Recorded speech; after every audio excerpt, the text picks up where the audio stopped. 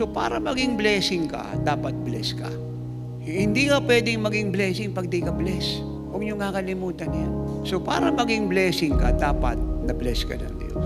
At isa itong dahilan kung bakit tayo sa Jesus Worldwide Ministry ay lagi niyang binibless.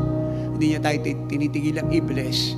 Pinangakuan niya tayo ng maraming supernatural blessing na hindi naranasan ng marami. Kasi gusto niya tayo maging blessing sa lahat. Bakit tayo ay blessed na blessed? Kaya tayo po ay nagbe-bless ng buong Pilipinas at buong mundo. Now the Lord had said to Abraham, get out of your country, from your family, and from your father's house, to a land that I will show you. I will make you a great nation. I will bless you and make your name great, and you shall be a blessing. And I will bless those who bless you, and I will curse him who curses you. And in you all the families of the earth shall be blessed. So Abraham departed as the Lord had spoken to him. So bakit po na-enjoy ni Abraham ang blessing na sinabi ng Diyos? At naging pagpapala siya sa buong mundo, pati yung kanyang offspring. Hindi niya kilala ang Diyos ng gusto. Sabihin na natin si Abraham ay isang pega na tao. Kahit 1% wala siyang idea kung sino ang Diyos. Pero ang interesting dito, pinagpala siya ng Diyos at naging pagpapala sa buong mundo. Ano po ang dahilan? Simple lang. Nung si Abraham ay kausapin ng Diyos na iwanan mo yung iyong pamilya, iwanan mo ang iyong bansa, iwanan mo ang tahanan ng iyong ama, at pumunta ka sa lupa na aking ipakikita sa iyo. Ang ginawa ni Abraham, binasa ko sa inyo verse 4, siya kaagad ay sumunod.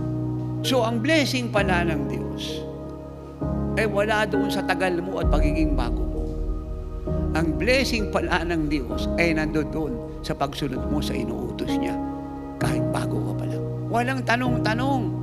That is faith. Abraham simply believed God. Kaya na sinasabi ng Romans chapter 4, verse 1 pababa.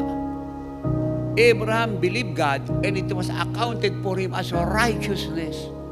Kapag tayo po'y sumasampalataya sa Diyos, sa mata ng Diyos ay righteous tayo.